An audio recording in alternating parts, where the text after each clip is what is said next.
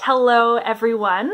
I am at home. I am visiting my family. Well, I have two homes, so I'm at home A with my parents and my sisters for the weekend.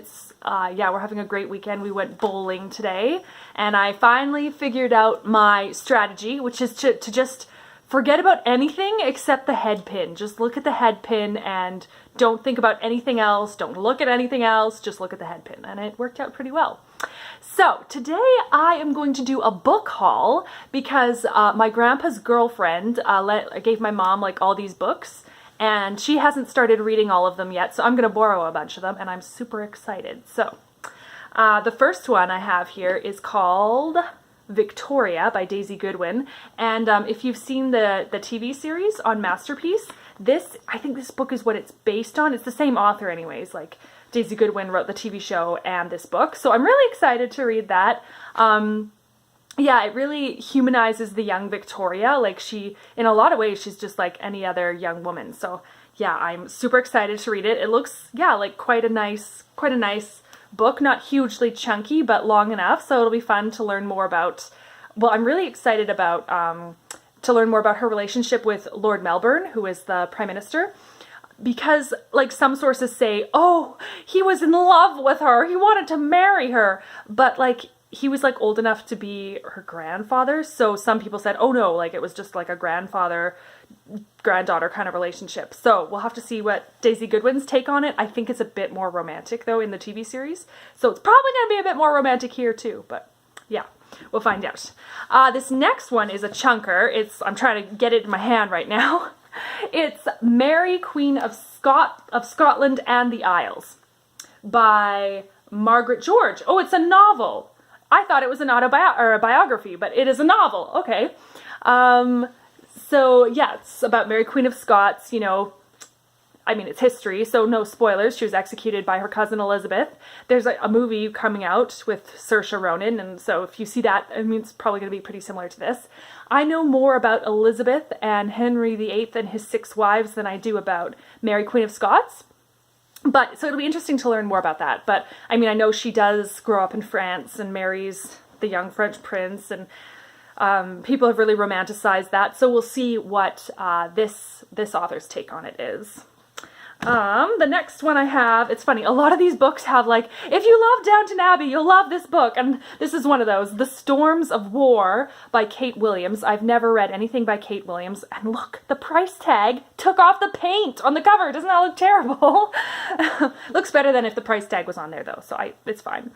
But yeah, it says, a beautifully conjured family saga, and that caught my attention because I love family sagas, or sagas. It says, fans of Downton Abbey will love it as I did. And yeah, so I love just like hearing about a family over a long period of time, how things grow and change, and hearing from all their perspectives. So yeah, that'll be a good one. This next one looks very interesting. It's called Lady Catherine and the Real Downton Abbey, so you can sense the theme here. So it's about Lady Catherine at Highclere Castle, which is where Downton Abbey was filmed. And I think it's going to be, well, I think she's an American, so it's one of those situations where the English people have the title, but they have no money, so then they married the wealthy American, and then she has the title like she wanted. So it sounds like that, but of course it's much more complex, but that's kind of how she becomes Lady Catherine. And then this one, another kind of Henry VIII era, is the Spanish Queen, so it's about Catherine of Aragon, his first wife of the 6. She, you know, was a princess from Spain, Isabella and Ferdinand's daughter, and she married Henry, and, you know, they had Mary, who would become Bloody Mary, and then he was bored of her. He wanted to marry Anne Boleyn, so he started the Reformation in England. Of course, it had started in other countries, but you know, he was like, oh, if I start my own church, if I'm the head of the church, then I can divorce her if I want. So I think the marriage technically was annulled, but that's how the Anglican Church came about. So, of course, you know, Henry VIII might have had not the greatest motives, but that has no reflection on Anglicans today, of course. So, Now, the last book I'm reading is one that I'm reading with my sister, Sarah, and my cousin, Naomi. And Sarah is here right now, so I shall welcome her into my video. There we go. So yeah, this is Sarah. Most of you probably know her. Sarah loves like fantasy and sci-fi and like all that good stuff. Yes. And I'm not quite into it as much as Sarah is, but Sarah is getting me into it. She got me into Lord of the Rings. I read Lord of the Rings, The Hobbit, and The Silmarillion. I was very excited when she told me she was reading those. Yeah, and Sarah read The Hobbit when you were like, how old? I think I was 11 when I read The Hobbit. Yeah, 11. So, yeah. So very young, and yeah, and what else? What other stuff? You like Star Wars? Yeah, Star Wars kind of kicked in when I was 15. I read Lord of the Rings when I was 15. Narnia was my thing when I was a kid. It still is, but that was the big one when I was growing up. So and very much fantasy.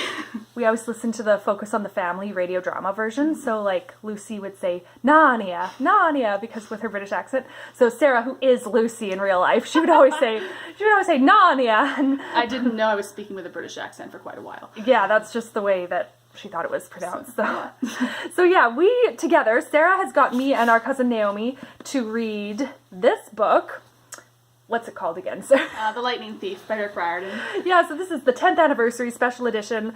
I read the first chapter aloud to Sarah last night as I was falling asleep, and it's really enjoyable so far. Yeah, tell us a bit about this book and why you love it. Well, I've been a fan of Greek mythology since I was like 13 years old, and the premise of this book is a 12-year-old boy in modern-day New York finds out that his dad is a Greek god. He doesn't know which god it is, he doesn't know the repercussions, he literally had no idea this was a thing until right now, and suddenly his life is in danger and he needs to cope with this. So there's a lot more stuff going on, there's a lot of politics between the gods, so yeah, and if you know anything about Greek mythology, you know the heroes got sent on their parents' dirty work a lot. So, yeah, that does not bode well for Percy.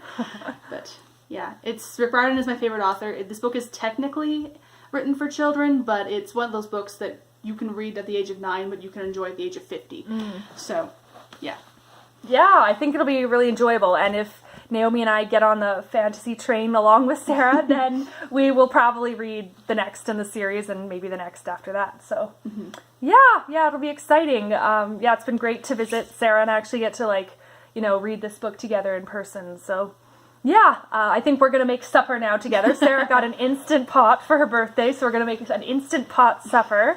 So, yes, we will head off now, but it was, really fun, getting this haul, because, I'm not buying books right now, not for this year, unless it's something extra amazingly special. So it's fun to, have videos for a haul, because I didn't think I'd be able to make a haul video. So, yes, from Sarah and I, we hope you're reading good books, and we love you. Bye. Bye.